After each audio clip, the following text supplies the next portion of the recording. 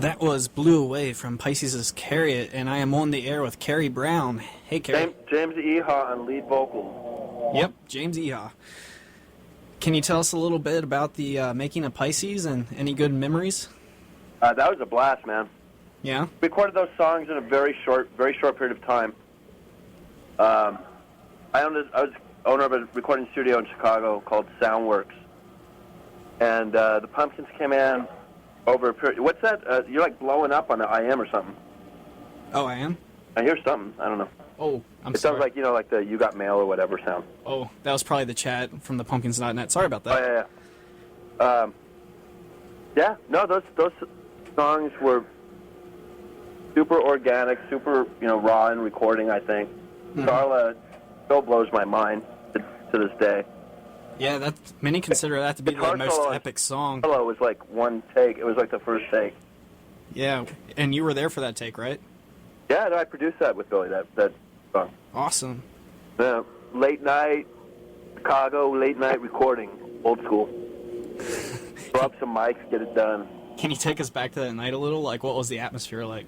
It was dark. Sun was down. Yeah. Streets were quiet. We had the window open in the studio, and a emergency vehicle went down the street, and the sirens in the recording. Oh, that's so awesome. Yeah, if you listen carefully to that track, somewhere in the track, you hear a police siren or an ambulance go whizzing by. Yeah. We just left it in. It was just sort of perfect for that night. So the window was open. It must have been hot. Or something, or we were hot, or something. You've been there for every Smashing Pumpkins album, right? Pretty much, in one way or another. Yeah. I mean, Billy and I really started becoming really close friends right after Guess was recorded. Any memories stand out from the other recordings? And there's a lot of memories. The memories for me for a lot of all those Pumpkin songs are from the moment they were written. So some of that was in the recording studio. I have memories of some songs were written on my couch with Billy. I remember Billy recording in his apartment. It was great because he'd come up with ideas. We did a lot. I've always done a lot of pre-production with the Pumpkins, and some of those songs have gone on to be released on like different records. Or, hearing the original forms of some of these songs that have never actually been heard by anybody else, Maybe one day that'll all come out. Do any songs written stand out to you? Like, were you there when, say, Tonight was written or any other famous Today was written on my couch. Oh, awesome. I remember that pretty well. I was like, oh, that's got some potential. Listen to me, Corrigan. That's got potential, that one. Did you really say that? No. What was Billy's attitude like while writing Today? He was in a dark place, Yeah. The song definitely, when he wrote that song, it was like medicine. Yeah.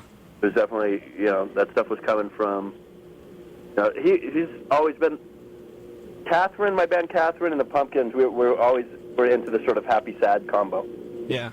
How can you make a happy sound with a song and then deliver sort of sad lyrics? It was, it's because I guess this is what we were going through in life, it was a little bit of both. What was the atmosphere like during the recording of Zeitgeist? The attitude? Well, that was all the pre-production for that was done in my studio. Uh-huh. But not all of it. Some of it was done before, somewhere, I don't know, Sedona or somewhere. But a lot of those songs were recorded in the studio. Attitude was great. I mean, and then when Billy brought in Roy Thomas Baker, that was obviously awesome. Yeah. He just sort of brings a really cool vibe and stories to the session. Do you like the sound of that record? Do I like the sound of that record? Uh-huh. I think every Pumpkins record has its own unique sound. That's what I like about all the records. Billy's never really been one to rehash a certain sound or vibe, and that's what I love about the Pumpkins. Yeah. What I love about most Pumpkins records is they actually grow with me over time. The Pumpkins are what I call a slow burn. Mm-hmm. It's like you listen to Adore Now, that record now, Yeah. and for me, that record's grown with over time with me. I actually like it better now than I did when it came out. I actually like all the records better now than I did when they came out. Yeah, Adore is actually my favorite Pumpkins album in its entirety. Like, I can just sit down and listen to that album straight through. So beautiful. Right. I definitely love to put on Gish and just rock my brains out. It's bold for an artist not to repeat himself. Yeah, very brave, really. But that's what a true artist does, Mm-hmm. There's some questions that went by on Twitter. I'm going to look at them real quick. Okay. I'd love to work with Silver Sun Pickups. Yeah, that'd be awesome. I would.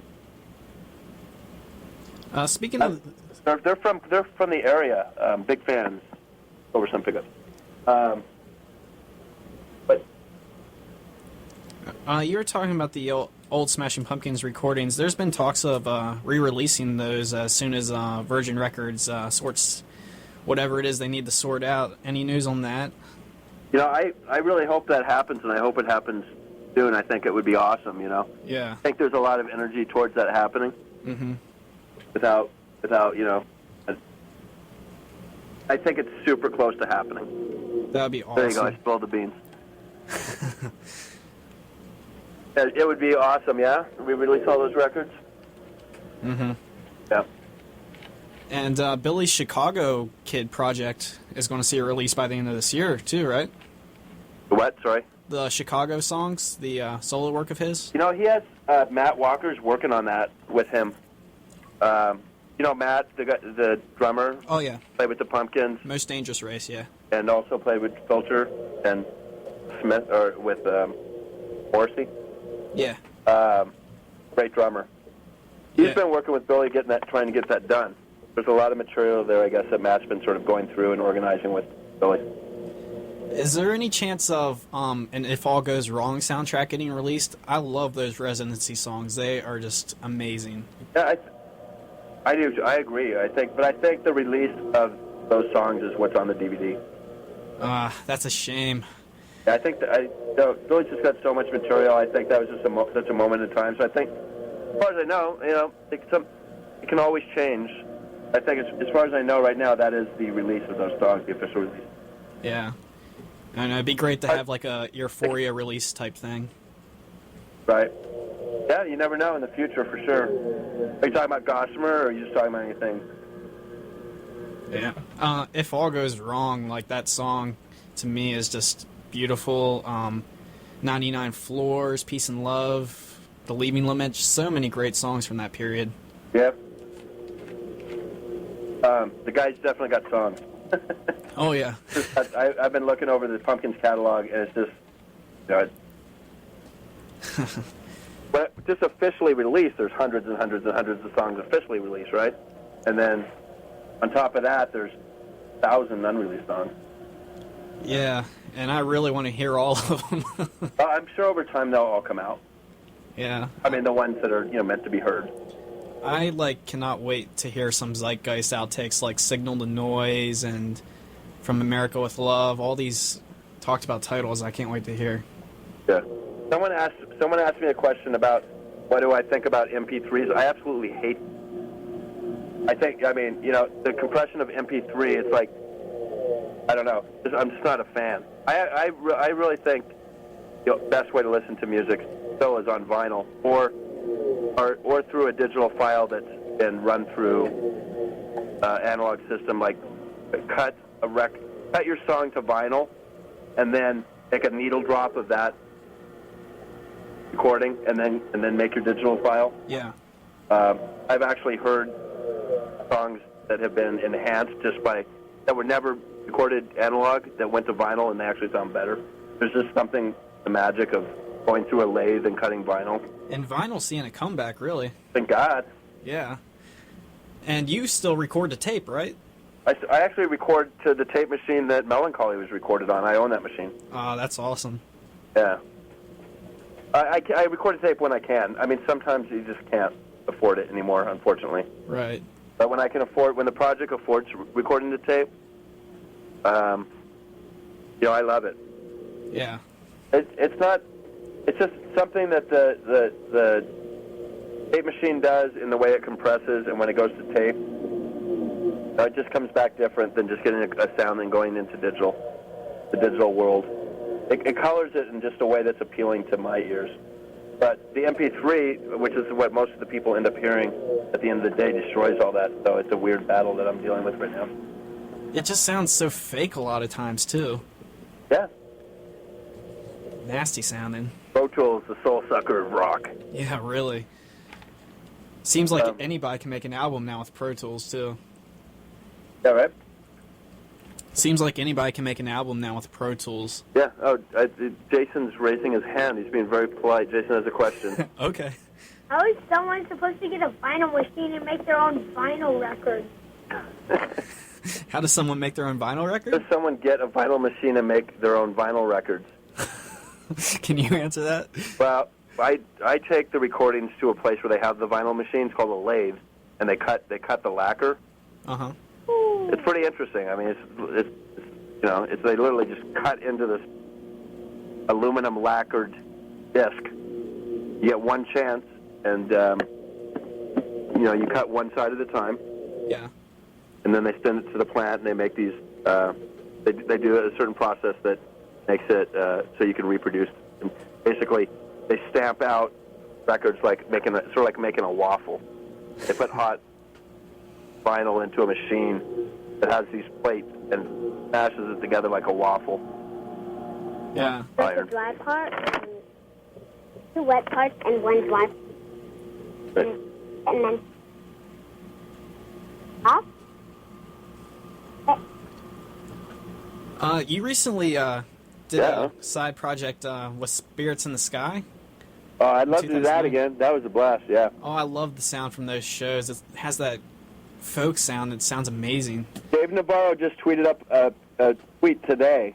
I saw it go by that said that he kind of missed playing in Spirits in the Sky, and he put up a picture of his guitar that he was using. And then I responded to that tweet with a picture that I have of the band, which, if people don't know, the band was Billy Corgan, Dave Navarro, Mark Toolin, bass player from the Electric Prunes, Mark White's the keyboard player from Incense and Peppermint. That's probably Alarm Clock, the guy that wrote Incense and Peppermint. Mike Byrne, drummer for the Pumpkins. Don on strings, Linda Strawberry on vocals, and Kevin Dippold, who works with me on vocals and flute. It was awesome. Sort of like hippie goth jammy music. And nearly all those songs have been recorded for the Teargarden project, too. Isn't that crazy? Yeah. That just happened. That was just... I don't even know how that happened. My favorite one still hasn't been recorded, though, as far as I know. Which one's that? Circular Change. Love That's it. a great song. I love that song. Me too. I love playing that song. It's so good. Yeah. Love I it. also love Emerald Green. Oh, yeah, Emerald Green is the color. Yeah. And then there's West Coast. West Coast is great, too. They're all great songs. They really are. And you also did the Backwards Clock Society. A lot of good songs from there, too. Yeah, right? Tom, Tom amazing. came out of there. Make It Happen, which I hope gets recorded one day. Oh, yeah, Make It Happen's pretty good. That was a jam, too. That was a fun three-piece. Yeah. Yeah, the second that Billy brought Tom to the table on that one, I knew that. I go, that one's going in the pile. Oh, yeah. I remember the first time I heard that on YouTube, I was like, wow, this is great. Love that song. All right, I got to put the kids to bed. All right. Well, thank you for calling in. It means a lot. All right. Sound like Hope I didn't bore you. I'm hopefully going to get Nicole, bass player, on here soon. I don't think they're doing interviews right now. Oh, really? Yeah. I think they're off in Recordo land. You know, the band's all off recording right now. Yeah, I talked to her yesterday via Facebook, and she gave me Mitch, the band's publicist, Mitch email. Snyder. Yeah, call him up and see. Yeah, you know. I emailed him, and he's checking into it for me, so hopefully I can arrange an interview with her here soon. Cool. Well, he's the one to set it up. Yeah, it would be awesome. All right, bro. Thanks again, and I'll keep playing your music. Thank you. All right, good luck with Love your show. I'm a big fan. Thank you. All right, bye. Bye. bye. Bye. See ya. Good night. Good night.